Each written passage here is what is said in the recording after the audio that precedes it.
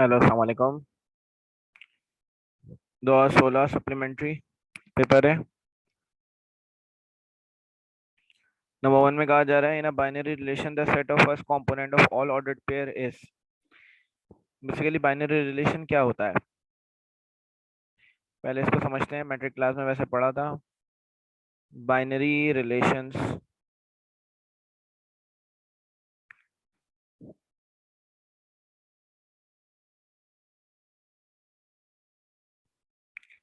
Binary relations कहते हैं subsets of A cross B. Cartesian product के सबसेट्स को बाइनरी रिलेशंस कहा जाता है। मतलब ए क्रॉस बी के जो सबसेट्स हैं उनको बाइनरी रिलेशन कहा जाता है। अब ए क्रॉस बी कैसे फाइंड आउट करते हैं?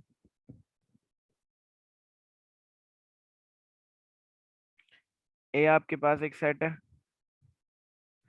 1, 2। बी आपके पास एक सेट है, मिसाल के तौर पे 2, 3। अगर हम इन दोनों को आपस में मल्टीप्लाई कराएं तो होता क्या है, 1 जाके मल्टीप्लाई होगा 2 से, मतलब 1 ऑर्डर्ड पेयर बनाएगा 2 के साथ, तो 1, 2। 1 जाके मल्टीप्लाई होगा 3 के साथ, तो 1, 3 ऑर्डर्ड पेयर बनेगा। फिर 2 जाके मल्टीप्लाई होगा 2 के साथ, तो 2, 2। और फिर 2 जाके मल्टीप्लाई होगा 3 के साथ, तो 2, 3। तो बच्चों ये हमारे पास कार्टेशियन प्रोडक्ट आ जाएगा। अब इसके जो सबसेट्स हैं उनको रिलेशंस कहा जाता है, बाइनरी रिलेशंस। मतलब पहला रिलेशन होता है नल सेट, दूसरा रिलेशन होता है पहली वैल्यू उठा लें 1, 2। तीसरा रिलेशन होता है दूसरी वैल्यू उठा लें 1, 3। चौथा रिलेशन होता है, या इस वैल्यू को उठा लें 2, 2। इसी तरीके से पांचवा रिलेशन आपके पास है 2, 3। इसी तरीके से छठा रिलेशन है, अब दो वैल्यूज आ जाएंगी 1, 2 और 1, 3। ठीक है। और भी हमारे पास बहुत सारे रिलेशंस हैं। बच्चों इन रिलेशंस के अंदर, इन पॉइंट्स के अंदर, जो पहली वैल्यू होती है वो डोमेन होती है, दूसरी वैल्यू रेंज होती है। Domain range, domain range, domain range. तो हमेशा फर्स्ट वैल्यू डोमेन होती है और सेकंड वैल्यू रेंज होती है। तो इसमें यही पूछ रहे हैं कि फर्स्ट कंपोनेंट क्या है बाइनरी रिलेशन में। मतलब इनके अंदर जो पहला कंपोनेंट है वो सारे के सारे क्या हैं, डोमेन है। तो इट मींस कि इसका आंसर डोमेन होगा।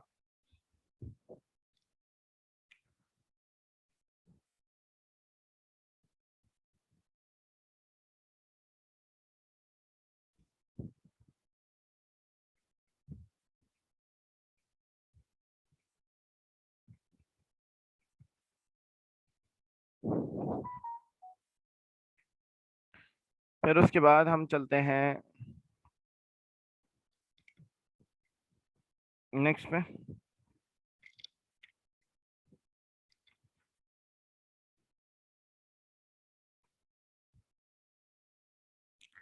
एमसीक्यू नंबर 2 है, limit n tends to infinity 1 + 1/n की पावर 6n।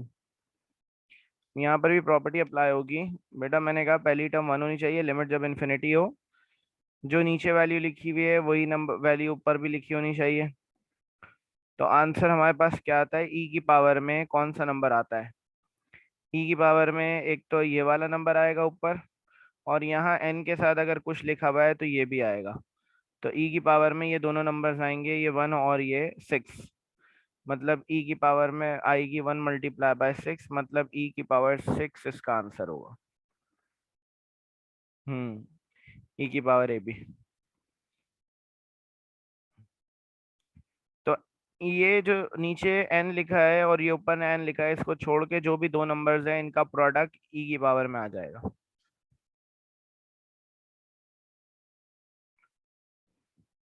नेक्स्ट में हमने कहा कि मैंने आपको शॉर्ट ट्रिक बताई कि limit extends to 0, sign 4x/x।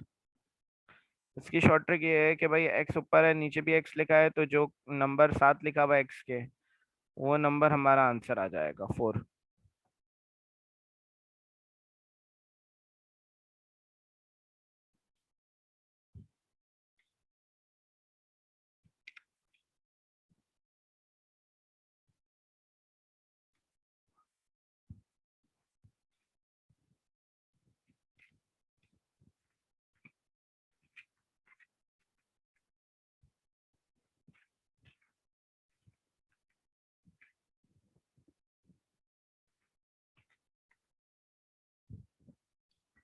अगला सवाल में स्प्रिंटिंग है इसमें बहुत ज्यादा।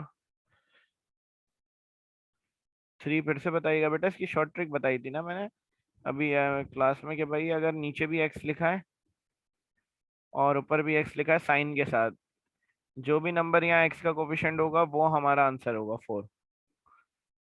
अगर आपके पास लिखा हुआ है भाई 5x/2 divided by X limit X tends to 0, तब आंसर क्या होगा? एक्स का कोफिशिएंट क्या है? 5/2।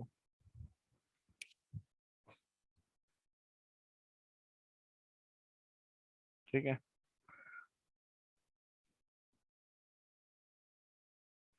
नेक्स्ट सवाल में पता नहीं एक्स इंटरसेप्ट वाई इंटरसेप्ट पूछ रहे हैं।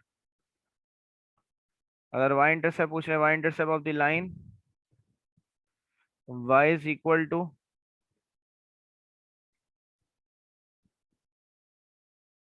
x-9।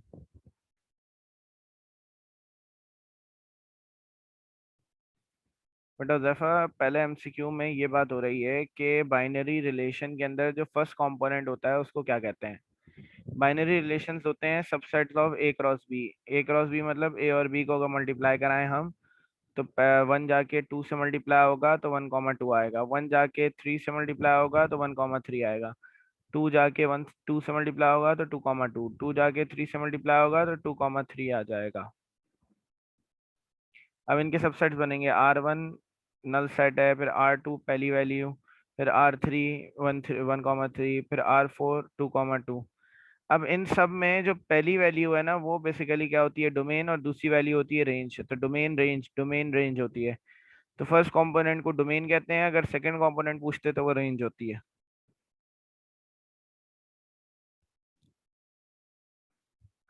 यहाँ पर वाई इंटरसेप्ट पूछ रहे हैं बेटा। वाई इंटरसेप्ट निकालने के लिए आप लोगों को पता है कि हम एक्स की जगह 0 रखते हैं, y is equal to 0 - 9। So y intercept is equal to -9। तो y इंटरसेप्ट हमारे पास -9 आ गया बेटा। A1/A2, B1/B2, C1/C2, ये कंडीशन है कोइंसाइडेंट लाइंस की। 6 समझ नहीं आ रहा मुझे क्या लिखा है।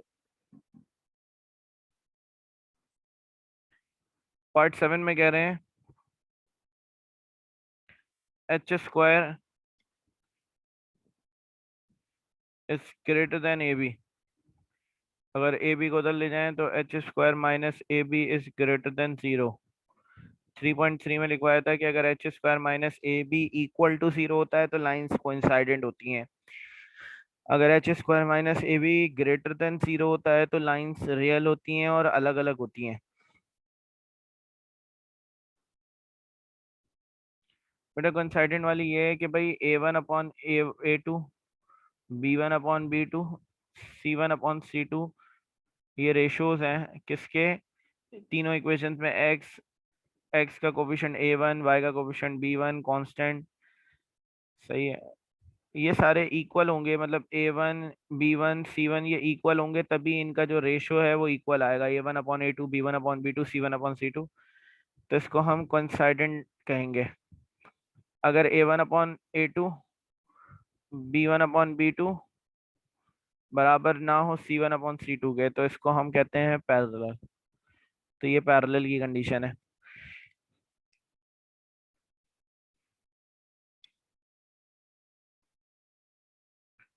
Two real and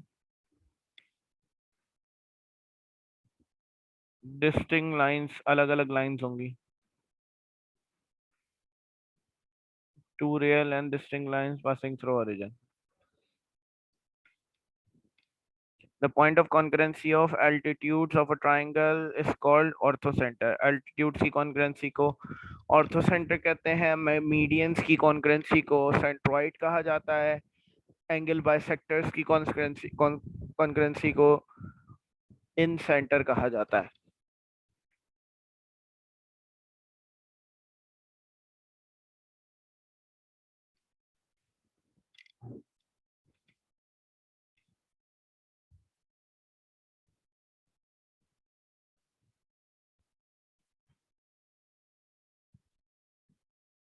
MCQ number 9 में डेरिवेटिव पूछ रहे हैं ए की पावर एक्स का.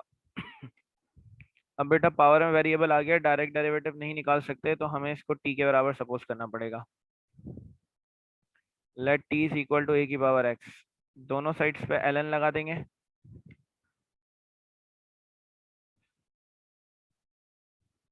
बेटा 6 वाला नहीं समझ आ रहा मुझे क्या है, इसलिए नहीं बता सकता आंसर, मिस प्रिंटिंग हुई है. दोनों साइड्स पे ln लगा दिया, पावर आगे आ गई, तो x ln a हो गया.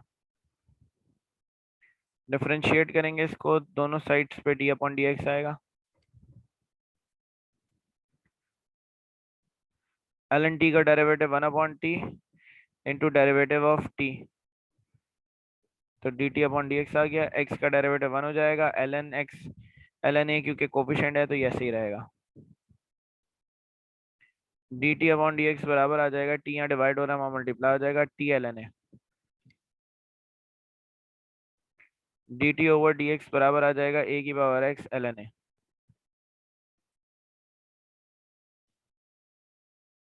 टी आपने जो सपोज किया था चाहे तो वो रख सकते हैं, टी जो है वो a की पावर x है, तो d अपॉन डी एक्स अब a की पावर x बराबर आए a की पावर x ln a के.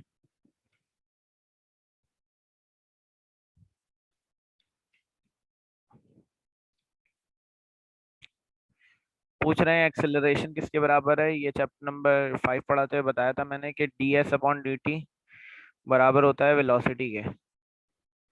सही है. D square S upon D T square या फिर D V upon D T बराबर होता है एक्सेलरेशन के. तो यहाँ D square S upon D T square है. 11 पे फॉर्मूला लगेगा, डी एक्स अपॉन 4 जो है वो हो जाएगा 2 का स्क्वायर माइनस एक्स स्क्वायर. तो यहाँ फॉर्मूला लगेगा D X upon root A square minus X square which is equal to sin inverse x upon a plus c.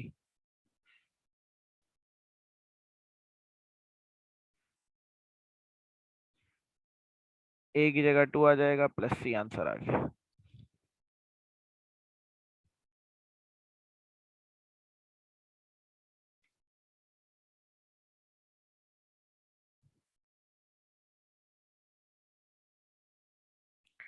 Ten x को इंटीग्रेट करने पे क्या आता है, फॉर्मूला याद होना चाहिए ln sec. MCQ number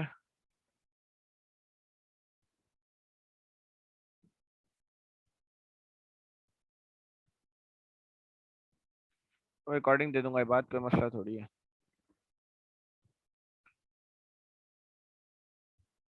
class खत्म होने के बाद यूट्यूब पे अपलोड कर दूंगा सारी रिकॉर्डिंग. भाई यहाँ पर कहा जा रहा है कि हमें सर्कल का सेंटर निकालना है. मैंने आपको ऑनलाइन क्लास जब चैप्टर 7 की ली थी इसमें बताया था कि सेंटर कैसे निकालते हैं जब इक्वेशन दी हुई हो. जब भी इक्वेशन दी हुई हो तो सेंटर निकालने का तरीका ये है कि आप इसको कंपेयर कराएं, x square plus y square plus 2gx plus 2fy plus c is equal to 0, मतलब general equation of a circle से. तो x का कोफिशिएंट -2 और 2g दोनों बराबर होंगे. 2g बराबर होगा -2 के, 6 बराबर होगा 2f के,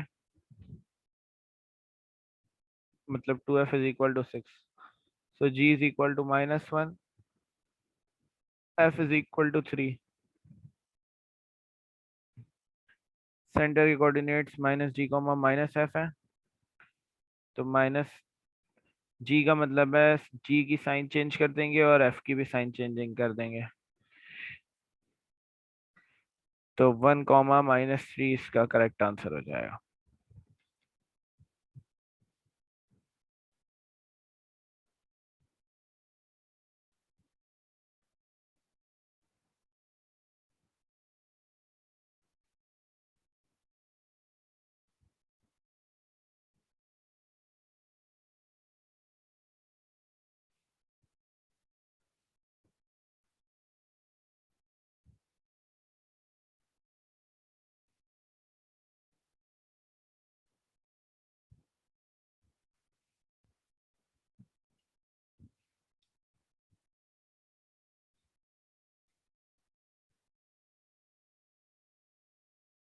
एमसीक्यू नंबर 14 में कहा जा रहा है लेंथ ऑफ टेंजेंट सर्कल की इक्वेशन दी हुई है,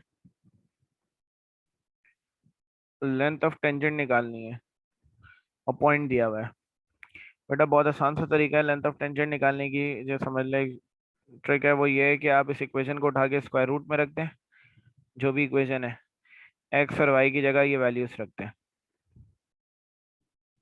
तो ये आ गया 3 का स्क्वायर प्लस 4 का स्क्वायर -9, तो 9 + 16 -9, 9 से 9 कैंसिल, 16 का रूट आ गया 4।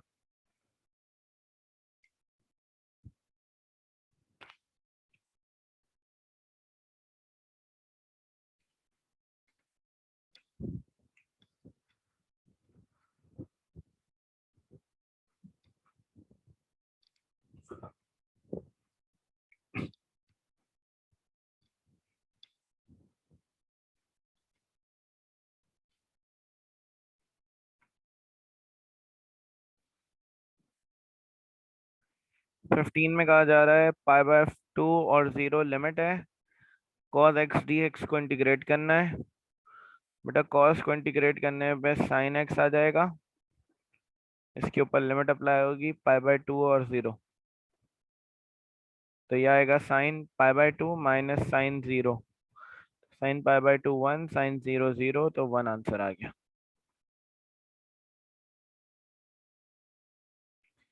मैंने कहा था ई अगर 1 से बड़ा है तो इसको हाइपरबोला कहते हैं, ई अगर 1 से छोटा है तो एलिप्स कहते हैं, ई अगर 1 के बराबर है तो पैराबोला कहते हैं, ई अगर 0 है तो सर्कल कहते हैं।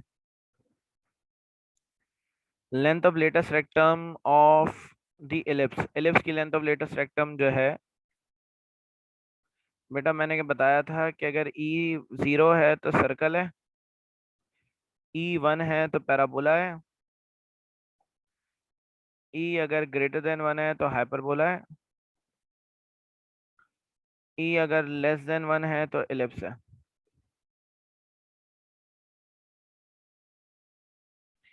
बेटा length of latus rectum of ellipse की बात हो रही है,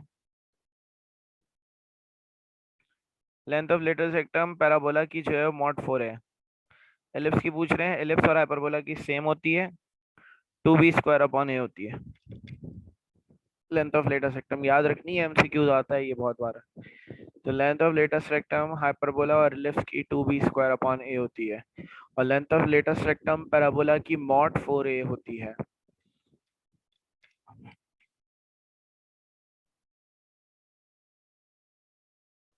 एलिप्स और हाइपरबोला की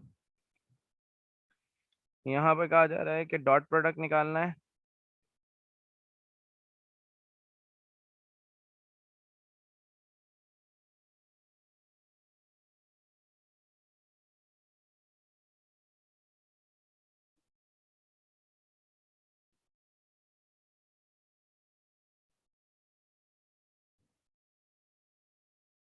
अच्छा वो नहीं बताया, the chord of a conics through a focus and perpendicular to its directrix, focus से पास करती है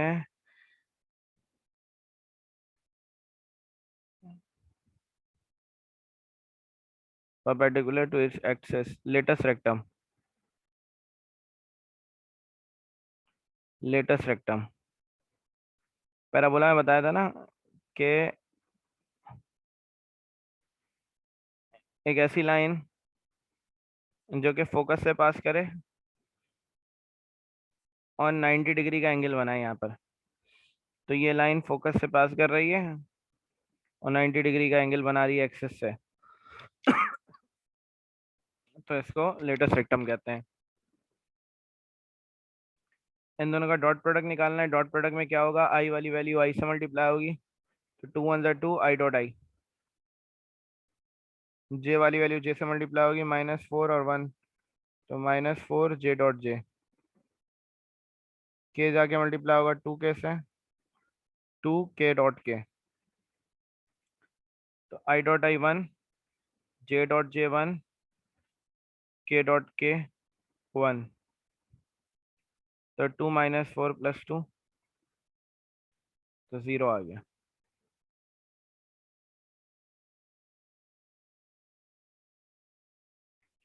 दो पॉइंट्स दिए मैं, पूछ रहे हैं वेक्टर पी क्यू के कोऑर्डिनेट्स क्या होंगे।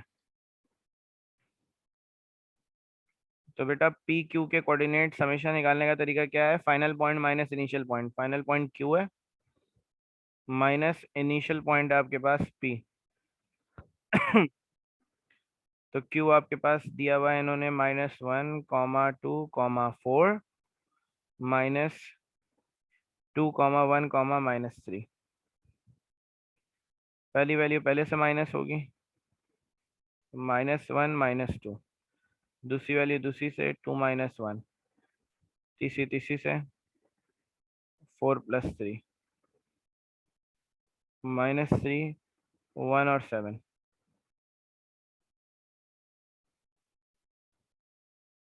ये आंसर आ गया।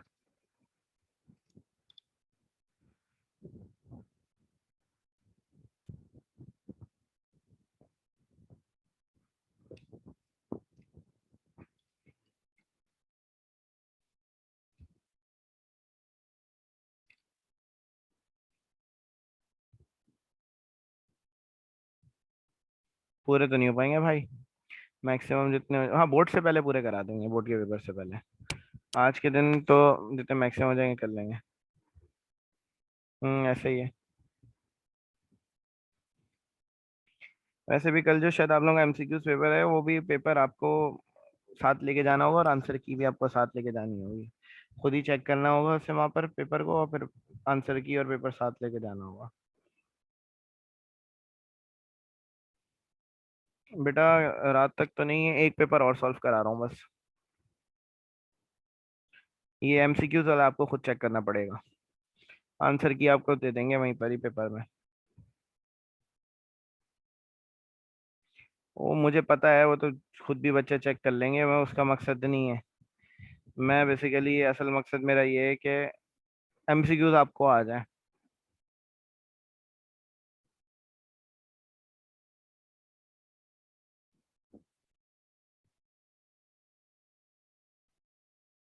17 का आंसर ये है ना जो सर्कल किया हुआ है।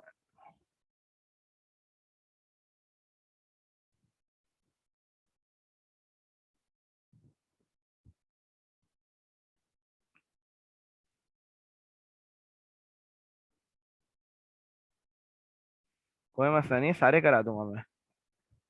ई बेटा एसेंट्रिसिटी होती है, ई डिस्कस करेंगे इंशाल्लाह चैप्टर 8 की क्लास में ना। डिटेल में बताऊंगा ई क्या होता है, कैसे निकाला जाता है। बहुत बेसिक है डेफिनेशन अगर बोलें ई की, तो ई हमें ये बताता है कि सर्कल को एज अ रेफरेंस लिया जाता है। सर्कल में कितना चेंज आया तो पैराबोला बना, कितना चेंज आया तो हाइपरबोला बना, और कितना चेंज आया तो एलिप्स बना। ई को इसेंट्रिसिटी कहा जाता है।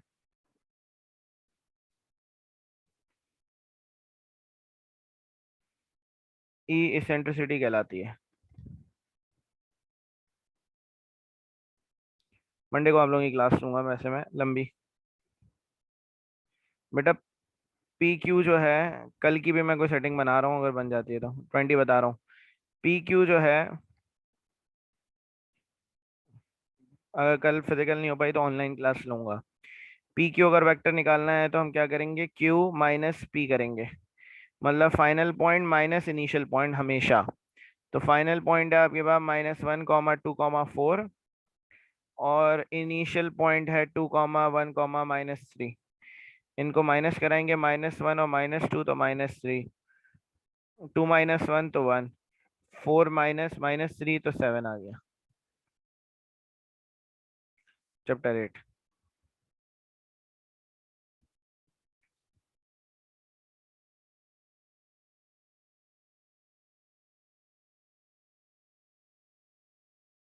कर दिया ऊपर भाई।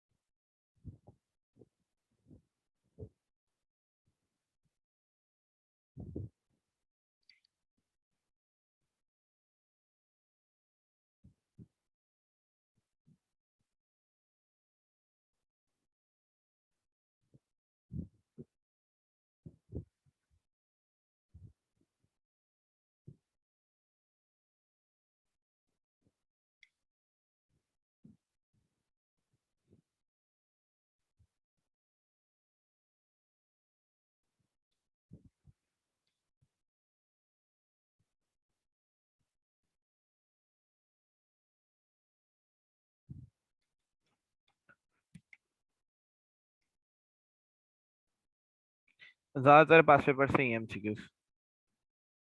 अबे वीडियो क्यों नहीं आ रही? दोबारा शेयर करता हूँ, रुको।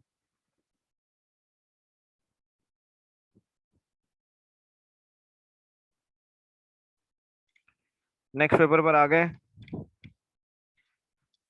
2017 एनुअल का पेपर है। मैंने आपको बताया था कि ई स्क्वायर अगर पहले आ जाए तो हाइपरबोला है, ई स्क्वायर बाद में आएगा माइनस के तो एलिप्स है। नंबर 2 जो है वो स्केलर ट्रिपल प्रोडक्ट है। A dot b cross c scalar triple product को कहते हैं। इसको आप ऐसे भी लिख सकते हैं ए बी सी, या फिर आप इसकी पोजीशन चेंज करके भी लिख सकते हैं कि ए क्रॉस बी डॉट सी, कि आप क्रॉस पहले लिख दें और डॉट बाद में लगा दें।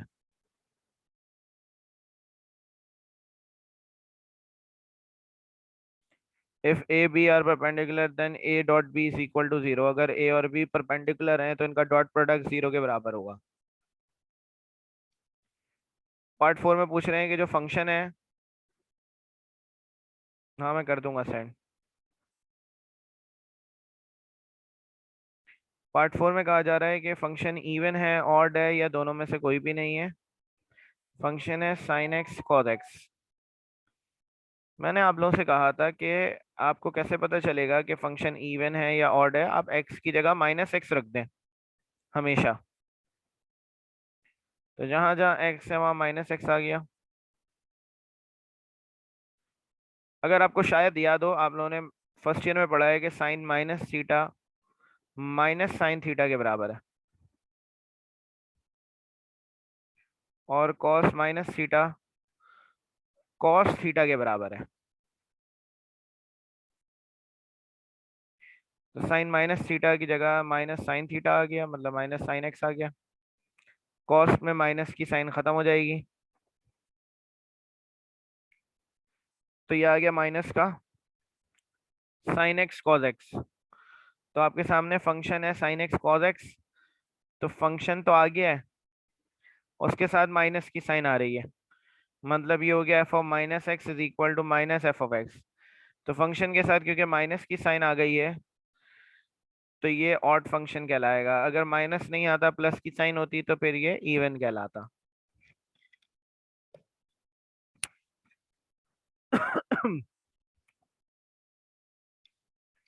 पार्ट 5 में कह रहे हैं कि फंक्शन जो है वो रूट एक्स है। इसको पढ़ेंगे ऐसे, function from real numbers to real numbers, मतलब इसमें रियल नंबर्स रखे जाएंगे। फंक्शन अपना जो आंसर देगा वो रियल नंबर्स में से देगा। हाँ हो सकता है बोथ, आइदर आइदर आइदर भी हो सकता है, बोथ नहीं हो सकता।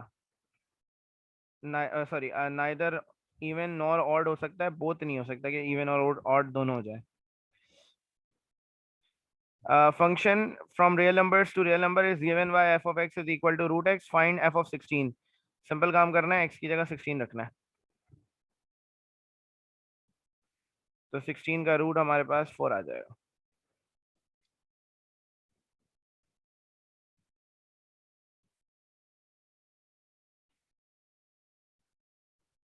पार्ट 6 की बात करें तो limit x tends to zero sine x upon 10 x लिखा हुआ है। तो बेटा साइन तो अपनी जगह पे रहेगा, नीचे 10x की जगह sine x upon cos x आ जाएगा। साइन से साइन कैंसिल हो गया, इसको पलट देंगे, बच जाएगा कॉस एक्स। अब लिमिट अप्लाई कर देंगे, मतलब x की जगह 0 रख देंगे, तो cos 0 1 होता है।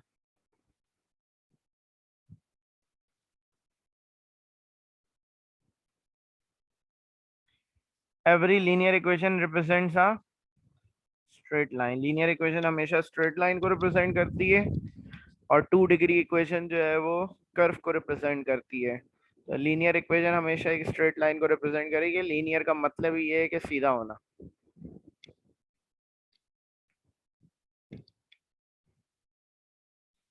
एक्स इंटरसेप्ट पूछ रहे हैं यहाँ पर पार्ट नंबर 8 में।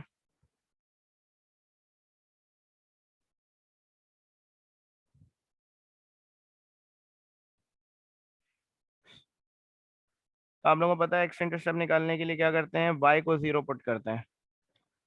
Putting y is equal to 0,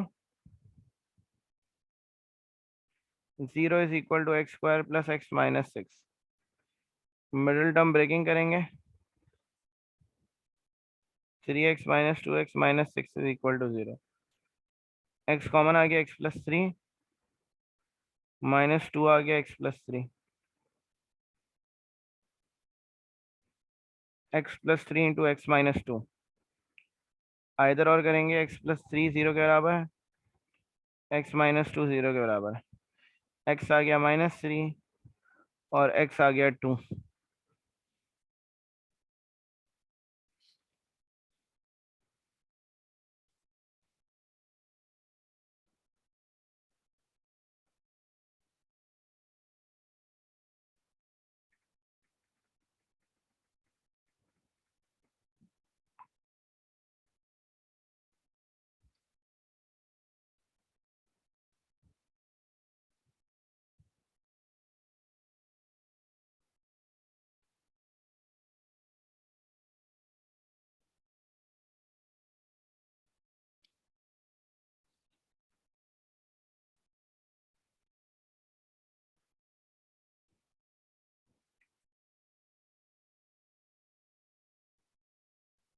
next सवाल पे आगे कह रहे हैं measure of angle from a line with slope.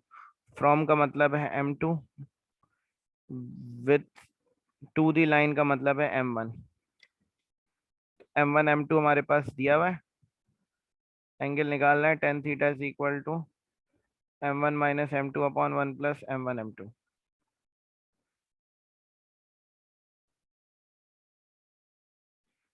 m1 की जगह आ गया 5, m2 की जगह आ गया 3,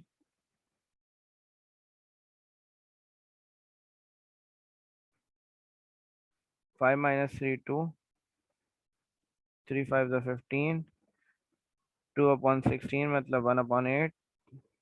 थीटा आ गया tan इनवर्स 1/8।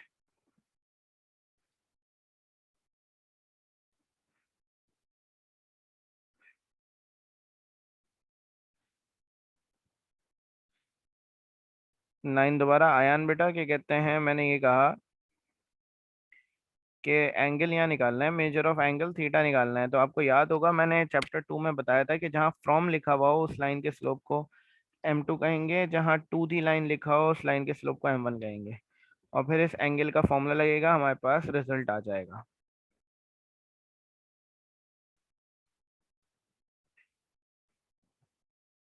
पार्ट 10 में कहा जा रहा है कि ये जो स्ट्रेट लाइंस हैं, मतलब ये कंबाइन इक्वेशन है स्ट्रेट लाइंस की, कहा जा रहा है कि ये परपेंडिकुलर हैं, पैरेलल हैं, कोइंसाइडेंट हैं, क्या है। सो बेटा इसको कंपेयर कराएंगे, ए एक्स स्क्वायर, एक ना रुकिएगा,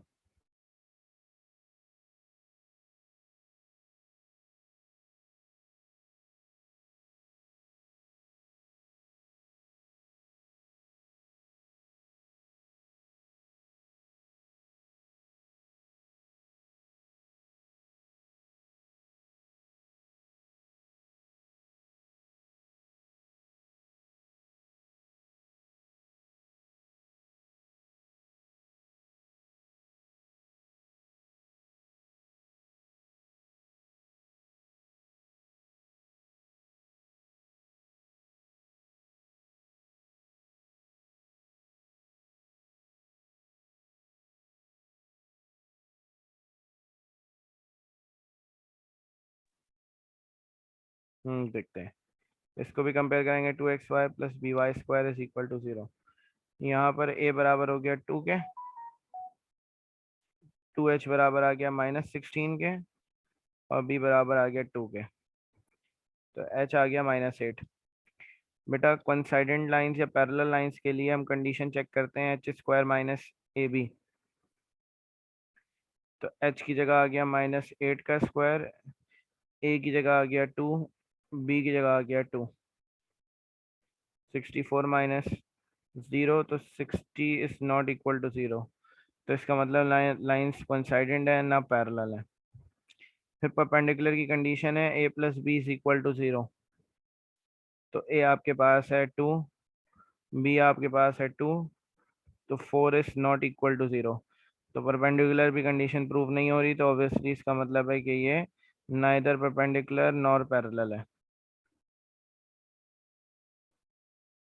हाँ, 0 के इक्वल आ जाता तो हम कहते हैं कि ये कोइंसाइडेंट है, और अगर ये 0 के इक्वल आ जाता तो हम कहते हैं परपेंडिकुलर हैं lines. The point of concurrency of the medians of a triangle. हाँ, कोइंसाइडेंट जो वर्ड है ना, कोइंसाइडेंट के अंदर ही पैरेलल छुपा होता है वर्ड। कोइंसाइडेंट लाइंस पैरेलल भी होती हैं, ठीक है।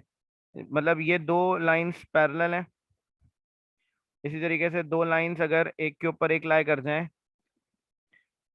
तो ये दोनों लाइंस भी पैरेलल कहलाएंगी, लेकिन हम ज्यादा बेहतर है इनको कहते हैं कोइंसाइडेंट लाइंस।